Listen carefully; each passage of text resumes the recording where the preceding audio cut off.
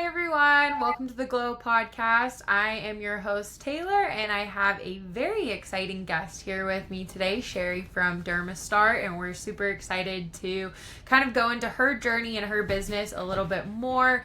But for those of you who are new here, we are Tailored Marketing and we specialize in helping skincare brands and aesthetic clinics grow their businesses and increase their revenue. So if you are interested, drop a comment below. Cherie, I'm so excited to have you here today, and I would love for you to just kind of give a little bit of an introduction to who you are so that the audience knows who you are. Thank you. No, and I appreciate it, Taylor, for reaching out and having me a part of this. Anytime I can interject my opinions, experience, what have you, I'm there. So I actually started off in the industry almost 30 years ago. I've had such a strong passion for skincare, ingredients, formulations, just the entire beauty industry as a whole, whether it's from professional to some of the more B2C.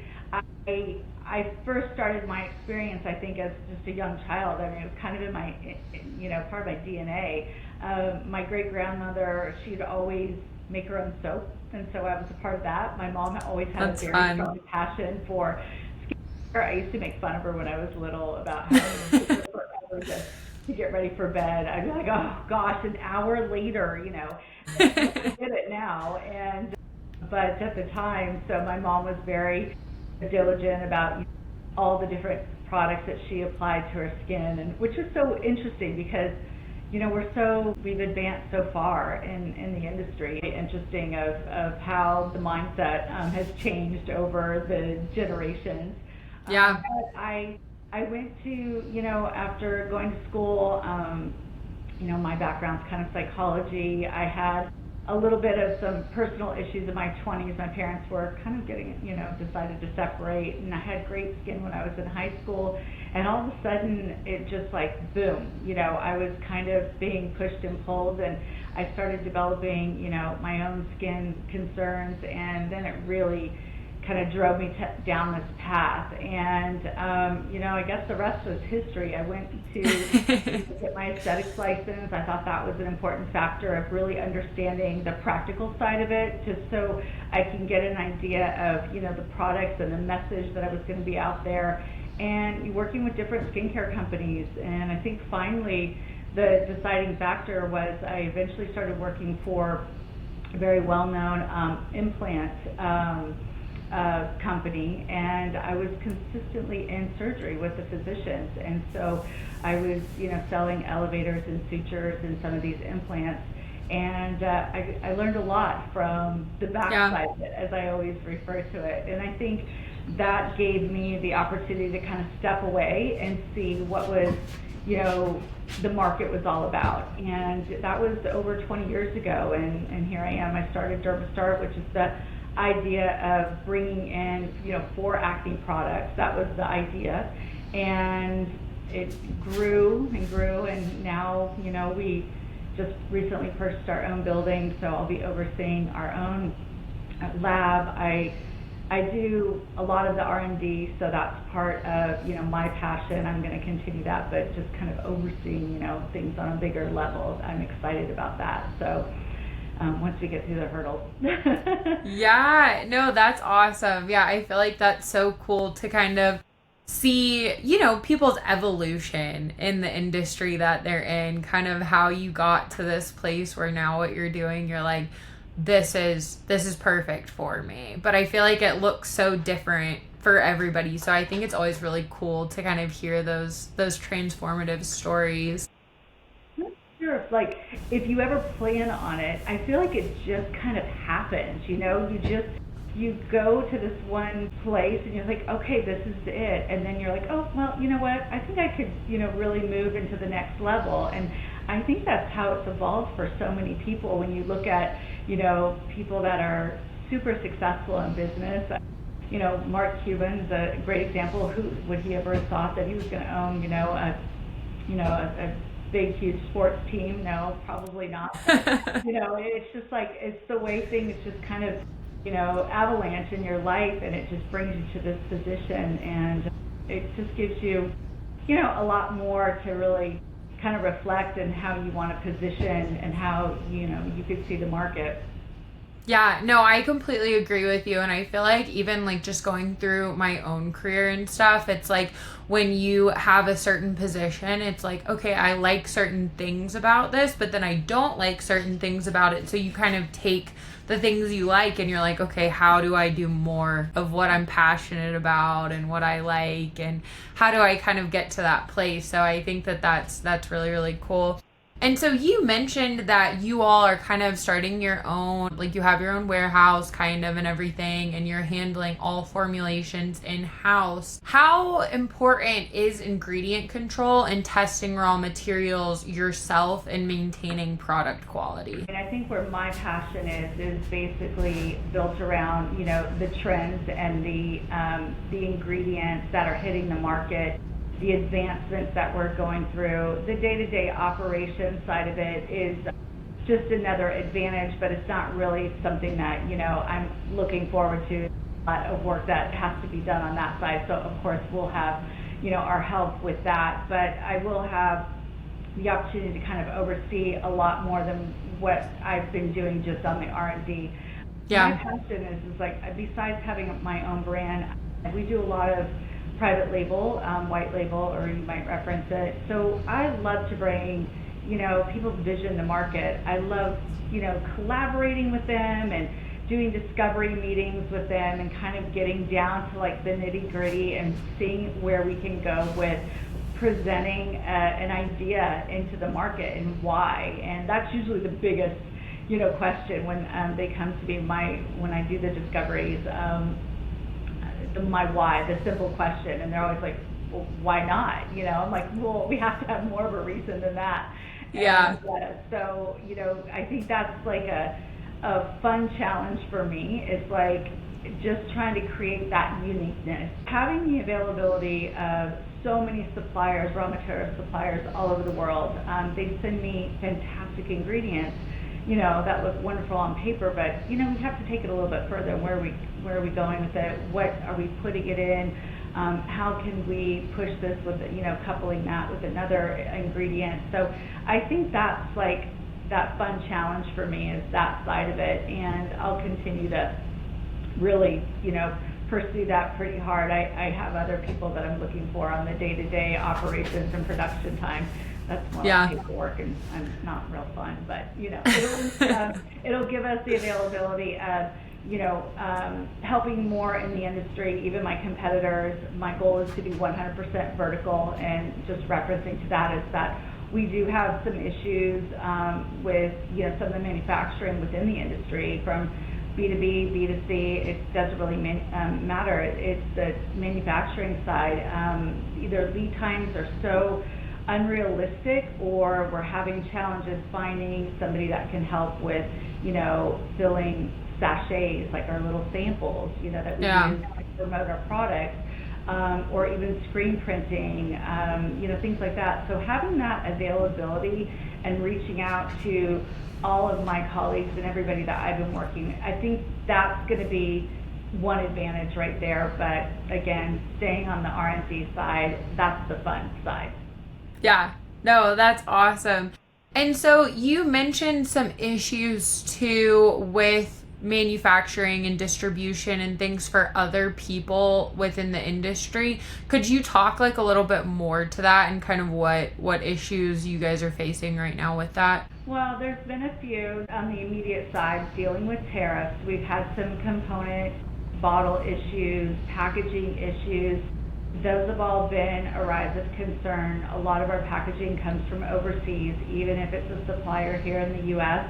Most likely they're a third party, or they have a very they have a partnership with somebody overseas, and we're just being hit with all sorts of lead times, shipping issues, the tariffs once they come in. So we're trying to do as much as we can to buffer that. That's been another challenge lately, is mediating that side of it. Most of our raw materials, they come from overseas as well. So, in various countries, from France to, China to Korea. I mean, there's just a lot of companies that we deal with that produce, and then they have importing partner here, and then we usually order products from our importer. They have some, a partnership, and they are like the designated distributors for raw materials and things like that. But, a lot of our very popular staples that we use, just, our acids in general, those all actually come overseas. So, trying to find, a medium ground without absorbing too much expense or passing that along, how long is this going to last? I think in the long run, it's all going to work itself out. We're going to eventually get there, but right now we're just dealing with some immediate issues. So I think the companies here that are have the availability, they're just really busy right now, and it's smaller, businesses, it can be a little bit of a challenge. So how can I help? Okay, so we turn our MOQs, our minimums down to the lowest that we can, to help kind of offset that. Maybe it's pricing, maybe, there's different things that we're doing just to kind of help keep the industry sort of going. It was something that I did even during COVID. We were offering free shipping for the last 3 years just to help our accounts kind of get back up on their feet. Yeah. Now it's been a little bit of a challenge, so we have a very nominal, small fee. But that's me going to our shipping distributors like UPS, FedEx, and negotiating with them. How much business can I do with you? How much can you help me? That's going to keep the momentum going, so that way we're all benefiting from it. So that's something that I've been doing for a while. I think just as we started feeling the relief from COVID, we're now dealing with this. So here we go. Yeah. No, there's always something, isn't there? It's like, I know COVID obviously affected so many businesses, and now obviously the tariffs as well are, affecting a lot of businesses, especially skincare, because even as I talk to other skincare companies, it's like a lot of the packaging, like you said, a lot of raw materials we can't even get in the US, so it's like, where else are we supposed to turn for that? I know. I have labs calling me all the time. They're like, hey, can I buy this from you? I had a call yesterday. And so I was like, sure, I can get that. I send them over. I'll give you, or I'll loan them or what have you, depending on whatever is going on. But it's interesting, even my competitors. So trying to help them out, but not put us in a situation too. And it's funny because during COVID, I felt like that's where my most creative ideas came about. I cannot tell you how many ideas I developed around people just sitting at home going, what if we had, or wouldn't it be great, or I never thought of, and I was like, let me see what I can do. So, and that was something that I had the opportunity to really grow unique collections, whether it was, our intimate brightening or, pivoting over into something for lashes or what have you. That was a unique time. Yeah, and so those were some of the cool creative developments that you had, was like the brightness enhancing and the lashes. Well, yeah, so the lashes were part of just prior. So we were actually working on a lash cleanser, a lash extension cleanser. Mascara one, and it was the first one in market, so I have a couple patents on it, and that was something, and then all of a sudden we were in COVID a little bit longer than I think most of us planned on. And intimate brightening became very popular, and a lot of women were really concerned about, the just different discoloration underneath their arms and in their bikini area, and so all of a sudden we were working on specializing in that. So I developed an entire kit that they can actually manage at home versus, in a professional setting.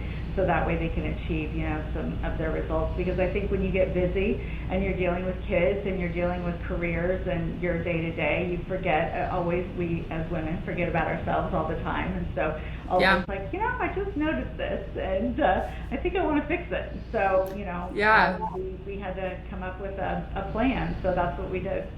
That's really cool. Yeah, I haven't heard of a ton of products like that before, honestly. But I mean, it makes sense. And especially, like you said, if you have more time and you're kind of starting to look at like all these little imperfections, you're like, maybe I could do something about this.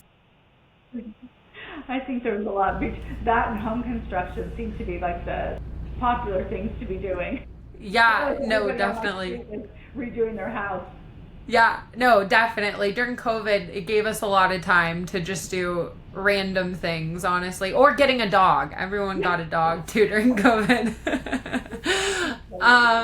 So kind of going off of that too a little bit right now, what innovations in aesthetics are you kind of most excited about? Either things that you all are working on at Dermastart or things just kind of in general within the industry?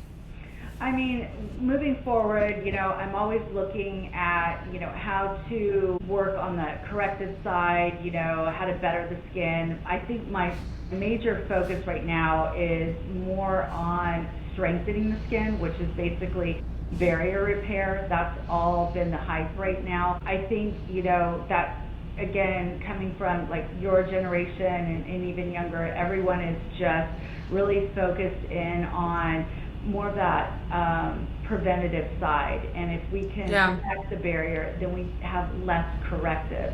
Whereas I think my generation, we're still, we have a lot of corrective. That was kind of the mindset, as I was mentioning earlier, we've come so far in advancements, not just in our modalities, but even in our ingredients themselves. When I was talking earlier about my mom, I don't think we really truly believe that ingredients were transdermal, and I think that's why, so many of like the soap opera stars were, really advocating about like pancake makeup. That was like the big thing, cover everything up. Yeah. And the next generation came in, and then it became like makeup and skincare combined, and now it's a totally different, mindset. I think I really like it. I like the idea of people becoming more aware, and it's not just women. I'm seeing men as well. They're really focused. Their formulas are just slightly different. They want kind of a one and done, whereas some of my more female women and so on, or that generation, I think they're looking for more of that preventative care on, and I call it kind of double stacking. So I'm looking at ingredients that, instead of multitasking the product, like I think some of the men are, because they just want something simple, it's just like they're looking for that double stack of ingredients. How are we going to address the barrier repair from, this side, that side? Very similar ingredients that are, they all have a little bit of a common denominator. It's like, how do we address inflammation? We want to stop the nerve response. If we can get and manage the nerve response from going out of its normal comfort zone, then we're not going to push the skin into another level of, adverse reactions or, acne or things like that. So, and that's all about strong barrier. So if we can, keep that intact, we're doing well. Yeah, no, for sure.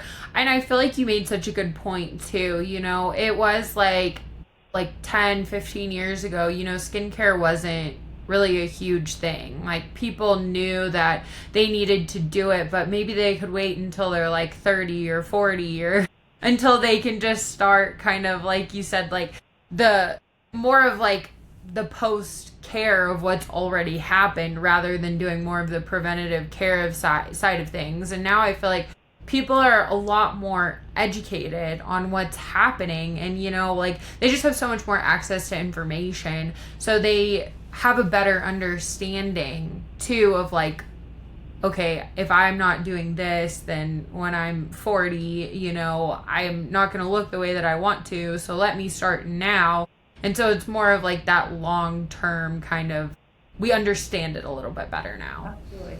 I think the new generations coming into wellness is the primary concern, and it's not just skincare. I mean, I really see a lot of the youth, they're very particular about even their sleep. I mean, they would rather be sleeping alone with their dog than, having children and having, being up all night and burning the candle at both ends. And I think, it's just, that's the way that they look at life now, and it's not such a bad thing. I think we have something to learn from it, and it's really wellness within, and if we can start managing that, I think it might make us, it might ease that corrective side, less work, less stress on the skin, less problems that we have to face. So, and then you couple that with some really fantastic ingredients that have been hitting the market and the new trends. I mean, it's a win-win. Yeah, no, for sure. Education seems to be a core part kind of your mission as well, with educating people and also educating practitioners as well as consumers. So how do you kind of do this currently, and what are some of the core things that you're educating people on? I mean, we educate everyone from just your basic treatments and acne and how to, couple some of the skincare products that we make with some of the new trends with like modalities, whether it's nanoing or hydrodermabrasion. We want to make sure that on my side, because we work with so many estheticians on the professional side, that we can tie into what's going to help their bottom line too. So education is part of that. And then on the other side, it's just really getting the right messaging out, because I think there is a lot of questions, different ideas. A lot of influencers are out there, and they're extremely innovative, and they have these ideas, and they're very open about trying different things. So how we can educate on that side to even make it or more substantiate and any of their ideas. So we just try to at least pepper, I guess, so to speak, the industry with what we have, what I've learned. Sometimes that just comes from just working with certain ingredients. And, how can we slightly tweak and change? And I do that consistently all the time. I mean, whether it's you're working with just barrier hydration, or if you're all the way into, some sort of corrective, discoloration. Sometimes, like for instance, when I was talking about intimate brightening, 17 years ago when we were first starting to get into it, that was when I was looking at it. It really wasn't about getting discoloration from the sun, it was from friction. And so by the time COVID came around, I mean, we had really fine-tuned where and how to fix the problem and what to do. So, it's just all about listening to, what's going on, what the needs are, what the trends are, and how we can actually make it into a simple form to get it out into the market. So we consistently, spend time at the shows, doing classes, we do our Zoom. If there's something that I've learned, even if it's just about the next stage of life, I'm calling it midi prep, because I don't, midi pause, I've called it a couple of different things, but midi pause, I'm kind of, resistant about the word menopause right now. I just feel like we've advanced again on some of the new ideas and lifestyle changes. I just feel like it's an antiquated way of describing our next stage for women, because I'm not I don't like the vocabulary word anyway, because that's what it means. It's not where I am in life, so that's why it's like I really feel like I'm in midi-pause. It's not menopause. Which is just my idea of just like, I still have a lot of life left, but I want to make sure that, things that I've learned along the way, I could actually pass the torch down, because if I can help somebody else, then I feel like I'm doing my job, because it wasn't given to me. I feel like we've had to learn that, but I keep giving, your generation the kudos for that, because I think it's allowed my generation to come out and accept it. So I'm comfortable about everything and just conveying the message on social media, and I think that's allowed us to kind of embrace our next stage of life, Yeah, no, I completely agree with you. I feel like there's been, like, with social media, obviously there's some bad things about it, but there's also a lot of good too, especially with people being transparent, because there are certain things like menopause, where like people, it's not necessarily like socially acceptable to like talk about it, or at like one time it wasn't, you know? And now with social media, people are being a lot more transparent, and it's become something that is pretty commonplace to talk about. You know, people aren't like turning their heads like, oh my gosh, I can't believe she's talking about that. Like, and it's like even like 10, 20 years ago, that wouldn't have been the case at all, you know? So I agree with you. I think it's really, really cool for sure. And I think if we could start talking about it, then that's when I go into, this is minnow prep, you know, or however you want to look at it. But if I knew what I know now, 15 years ago, I probably would have changed a lot of things. So I keep talking to all of my younger girlfriends. I said, look, here, you need to prepare for this.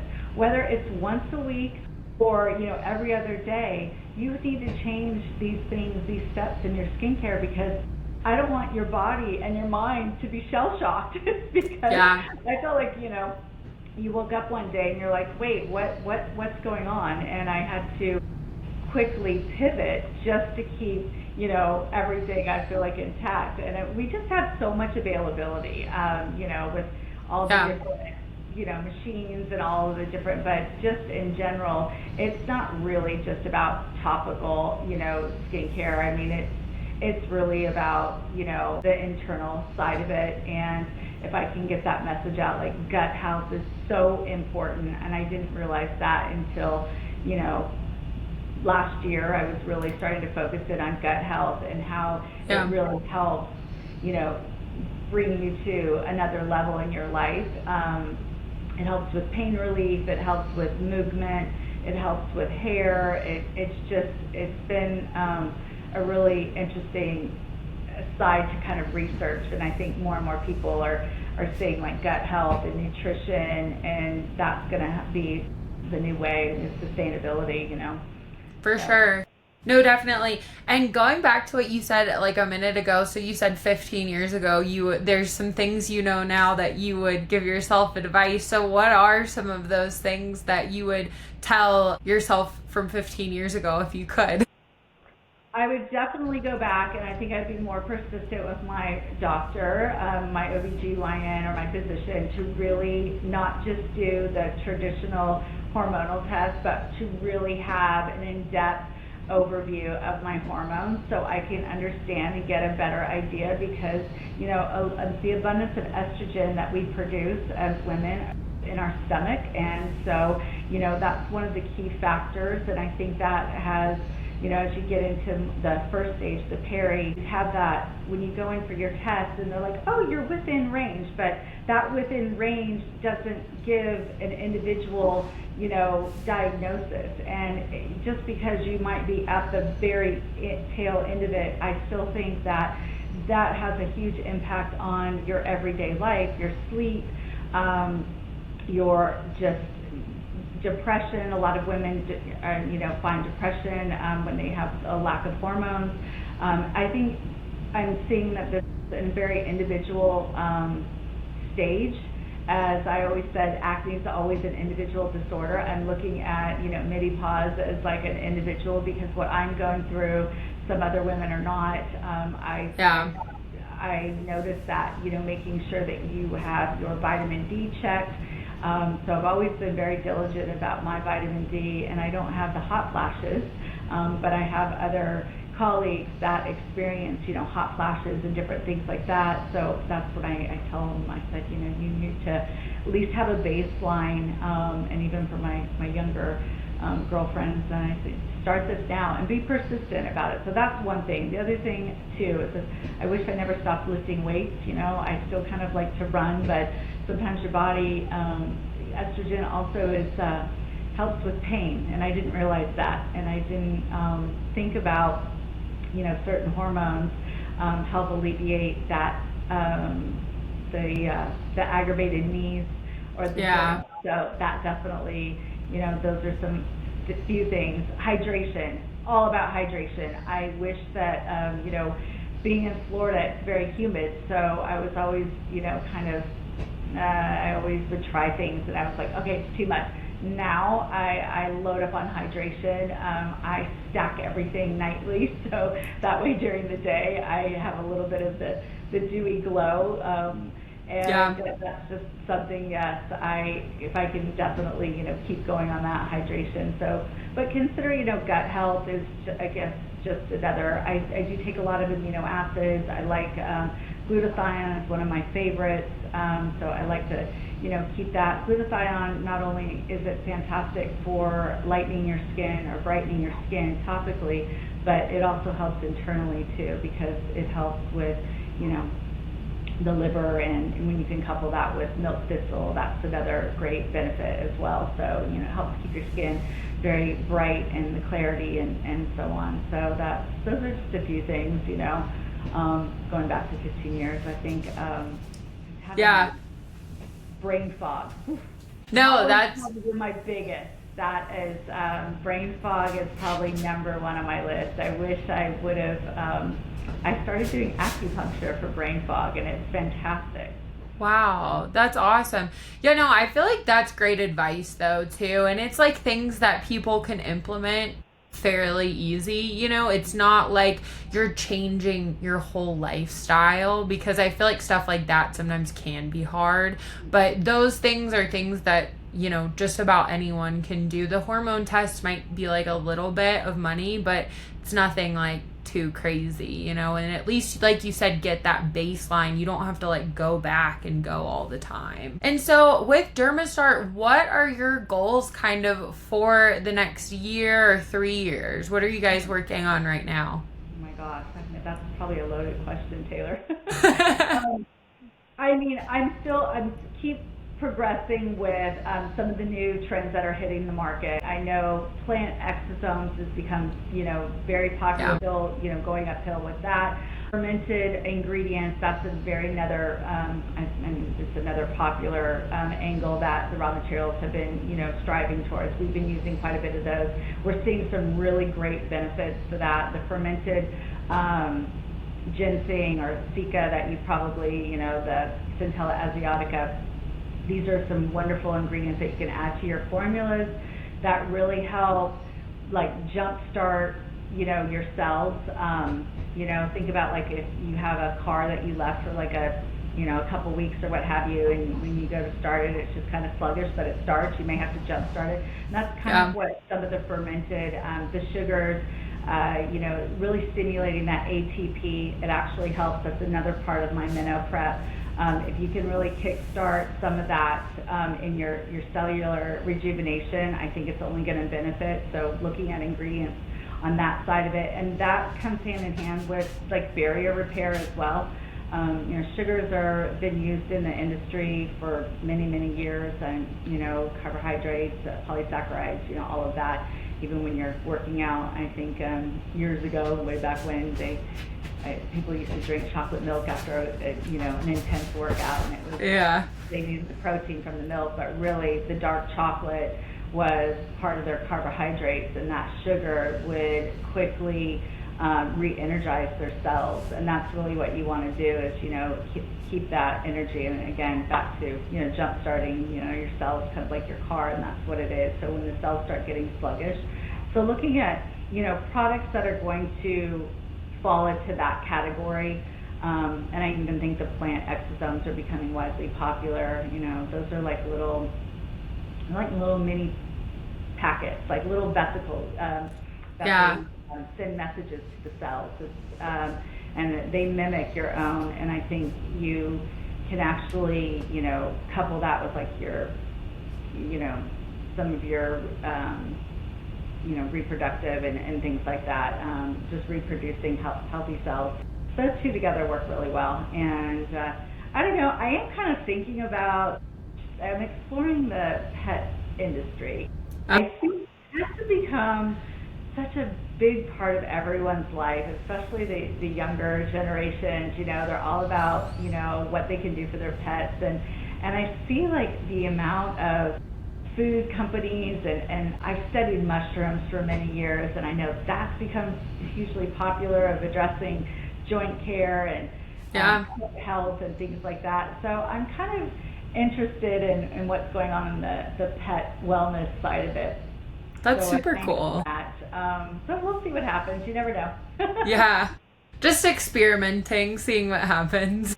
Yeah, I have a passion. I love animals. So yeah. At Dermastart, we donate a ton of whatever we can, whether it's big cats or just the SPCA. So I do a lot of donations for, animals in general. So that's one side of it. But just seeing that, I think a lot of people are more open to like pet skincare. And it's becoming interesting just to see that side of where they're at. It's no longer just about a flea shampoo. So. Yeah.